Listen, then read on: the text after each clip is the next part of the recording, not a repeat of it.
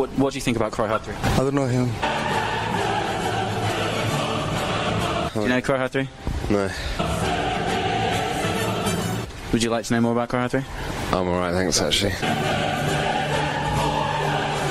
Have you ever listened to Cry Hard 3? Listen to what?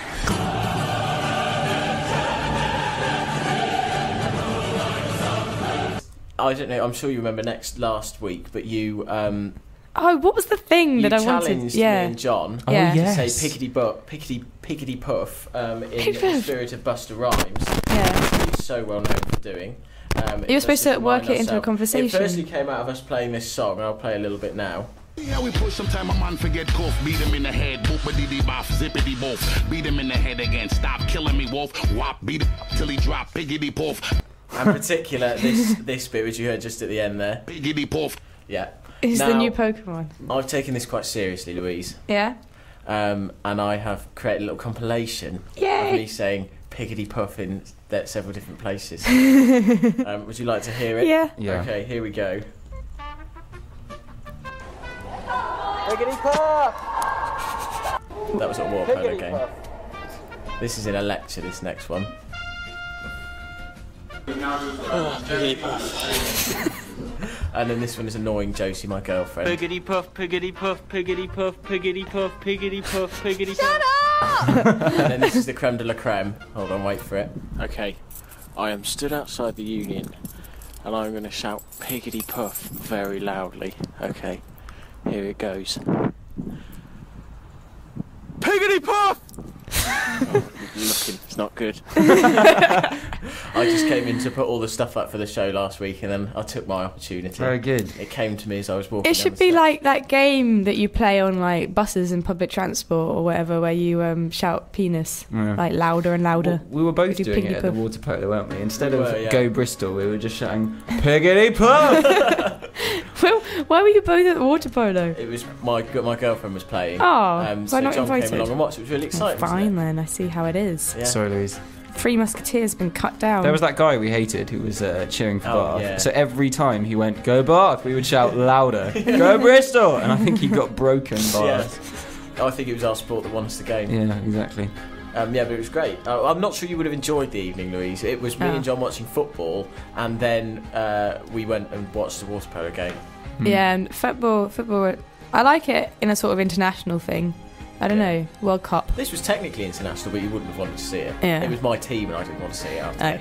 Okay. But John, did you get Piggedy Puff into any special places? Piggedy Puff. I'm afraid, aside from water polo, I kind of forgot. So I feel bad about that. But I mean, I don't know where I would have done it, except for possibly like to a patient.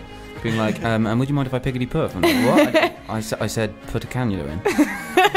You should. Clearly. You should just do it to someone who's... Yeah, well, I'll make sure I do it this week. Yeah. Well, the aim was for me to try and do it in my presentation, but I forgot. But it was actually perfectly placed, really. I could very easily have done it, but I didn't have time. Okay, and you're not allowed to contextualise it. You're not allowed to, use a sentence like, on my show where we kept saying Piggedy Puff. You just got to sneak it in there. Yeah. So, Louise, I mean, John's let himself down. I'm sorry. So, who is the champion of the Piggedy Puff competition? Definitely you, Adam. Thank you very There we much. go. Okay, well, should we do it again this week? Yeah, okay. Okay, The fine. Piggedy Puff challenge. Piggedy Puff I was challenge thinking continues. maybe a good way to do it next week. Would you remember Dick and Dom in Da Bungalow? Yes. We should do maybe a Bogies Puff version. Yeah. So I think we should maybe scout some locations to do Piggedy We'd have to be there together, though. We could do that. Yeah, we can do that. Yeah. Okay. I think you should do it in the cafe bit with the ass. Yeah. That would be Ooh. good. I mean, I would like to do it in the upstairs bit of the ass, but You get thrown out. Yeah. You'll get mentioned on the Spotted in the ass. spotted in the ass the guy library. shouting, Piggedy Puff. please stop. To the douchebag loudly shouting Piggedy Puff, yeah. Now it's time for our prime time feature. It's John's story time. Turning the mundane into the dramatic.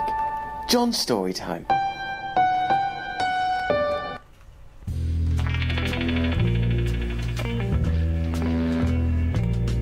It's funny how things never seem to work out quite how you plan them.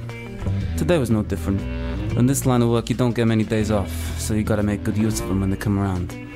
I intended to use the day for work, catch up on all the crap I ain't done, which is lots, by the way, but it just didn't happen.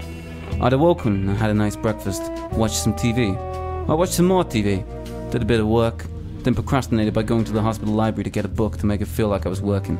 When I got back, I watched more TV, and by that point it was time to eat again and, watch some TV. So devastated, my mind began to wander. As another form of procrastination, I began to think about amusing and embarrassing events from my childhood. You know, the kind of stuff that keeps you awake at night, makes you sleep real troubled. I thought I might share some of this on this year's show. Things like the time I spectacularly chundered in the school playground, causing a mass exodus of screaming children away from my vicinity. Or the fact I was in dance club. Deal with it. It was where it was at.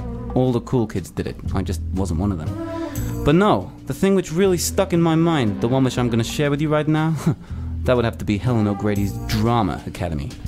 Now, whoever had the nerve to call this an academy, presumably Helen O'Grady herself, God rest her soul, well, that seriously took some balls. I wouldn't go so far as to call it a daycare, but there we are. Anyway, each week I was forced to go to this cesspit of extracurricular education. It was the sort of place where no one's happy. No one wants to be there, and there's always a weird kid in the corner who smells kind of funny and may have soiled himself. Thankfully, I wasn't that kid, most of the time. I remember it alright. I used to go with little Phil and little Timmy.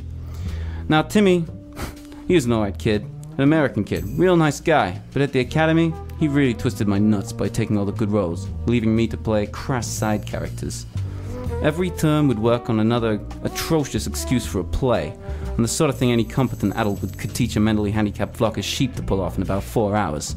But no, somehow we'd always screw it up anyway, screw it up something bad. I can't remember any of these plays having a plot as such, just a free-for-all of terribly written drivel interspersed with the occasional pause intended to grant the unfortunate enough to be in the audience an opportunity to politely force out pained, almost apologetic laughs at the expense of their children, who were becoming increasingly emotionally scarred with each passing second. Now, Tony, I've gone Australian again, haven't I? Now, Tony, the guy in charge, seriously ground my gears. He and I, well, we never got on from the start. On more than one occasion, I was made to go stand outside and think about what I'd done. Guess that's what happens when you don't play by the rules. And in this town, Tony made the rules. You didn't like it? Tough. He'd send you to character hell and give you the sort of part even Adam Sandler wouldn't take. This one time, I had a part so small that I had one line in the whole damn thing. I remember it well. "We are the harvester grasshoppers, and we harvest the crops." Quality prose. The other harvester grasshopper didn't even show up for the performance, but no one cared, because the part was that bad. But while I was busy being a crappy little grasshopper, little Timmy was usually off in the lead role. In this play, I remember he was a chef. Don't ask me how it worked. I'm not sure if anyone actually knew how it worked. Oh yeah, he got all the fame and all the glory, and with that, the groupies. It would have been funny at the time, the first time, but it was every time. Anyway, it seems so long ago, because it was, but I still remember the insurmountable fear of having to go on stage in a skimpy costume. Now, all these years on, it still makes me mad, but I wonder what became of Tony and his unfortunate minions. Perhaps he's dead, I don't know. But if there's one thing I do take away from this, it's that apparently my rendition of "I'm a squeaky tomato, squeak squeak" was the toast of Sherdington. Beautiful. And it's a part that to my mum, to this day, still likes to remind and embarrass me about, openly mocking me for it. So cheers, Tony. Cheers, you complete and utter mother fudger. The end. Deep. True story, by the way. I was literally a squeaky tomato. I didn't realise you did this much drama, John. I know, right? He's Where very do you think I get dramatic. my astonishing American come Australian accent from? I don't know. Obviously, months. All those and pantomimes. months of practice. All those Chicago pantomimes. Well, yeah, I pantomimes. was in the Christmas panto this year. The Which? actual. Forget. Well, The one. No, the actual village pantomime. Yeah. The actual village pantomime? Yeah, I was in the village pantomime. So it wasn't a Smallwood pantomime? It wasn't, no. Although my mum was running it, my sister was playing in it, my dad was in it, and I ended up being in it as well. Nepotism. I played the miller's son. I had such classic lines as, "I'm off to run a mill. I shall be the finest miller in all of Camel," or whatever, I can't remember. West Camel. West Camel. Come on, my darling. That sounds great, that does. It was really good, actually. It was really funny. My uncle wrote it, so it was a bit of a family. Family affair. Even though it was Basically a was village a panto. Smallwood panto. Basically was, but there we go. Right. In 5 seconds, we're going to be back with the big quiz. Now, Louise, could you just open the door for me a second? It's quite hot. It is really hot. Okay, I'm we'll dying. see you in a few seconds. This is Burst Radio. Okay, it's time for this. Now, I told you it was going to be a special quiz. I've asked a special guest to come along this week. Special guest! No way! Yay! Guest is here. Hello, special guest. So This is Laura and John surprising. come and sit next to... Louise and John sit next to each other. Okay. And then Laura, you Grab a seat. grab a seat and take this. So Well, it's it's John's girlfriend has come to do the quiz This of is the a week. lovely surprise. I was not expecting this. What does this mean? You'll find out. Now I'm very, very, very scared. It's the Weightwatchers Quiz of the week. I'm going to have to hide my answers. Look away. Oh no, this is going to be one of those things where I have to answer questions about her, is it?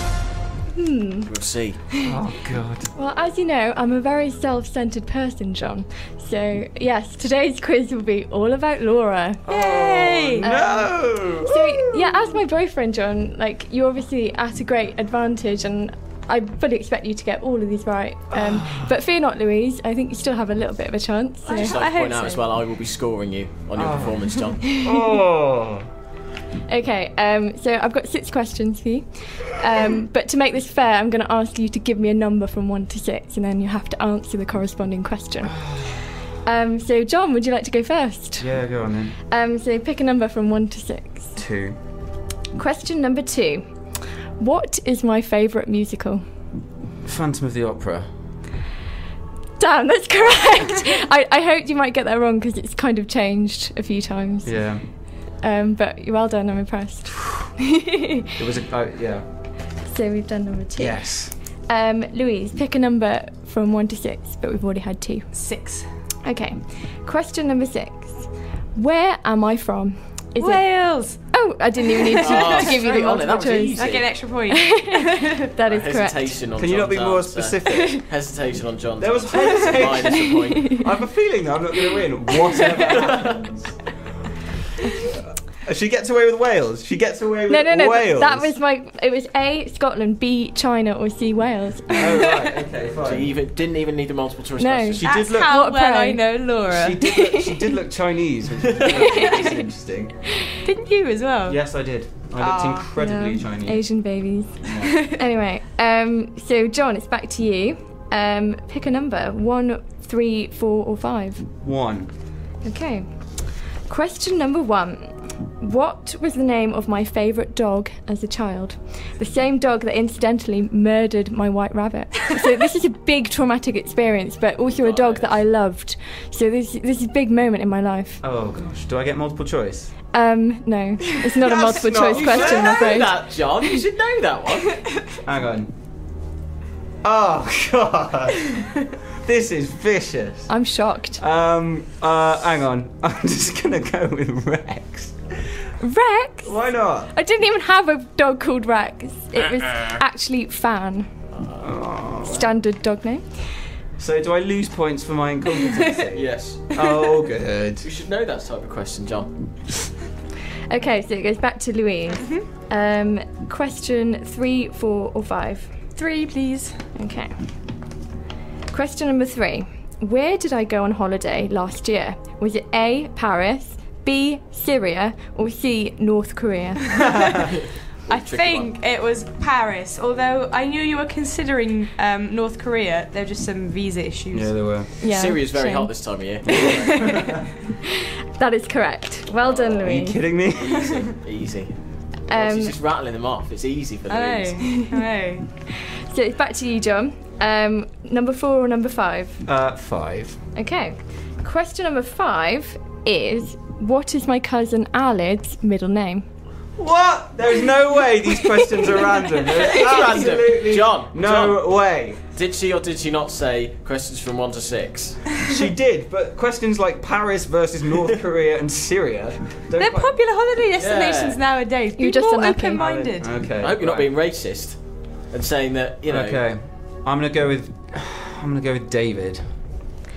Sorry, if we had a radio noise for that, I'm sure it would I'm be such a terrible boyfriend that I don't know your cousin's middle name. It's actually Richard. Oh right. Oh, if I was Remember going to that guess, one? I would have said that. Let's see. See, Adam knows It me was better. my next guess, I'm afraid. And finally, Louise. Yeah. So that leaves you with question number 4. Okay. Which of the following TV shows am I due to appear on? This is so rigged. Is it A, MTV's The Valleys, B, Channel 4's Benefit Street, or C, BBC 2's Eggheads?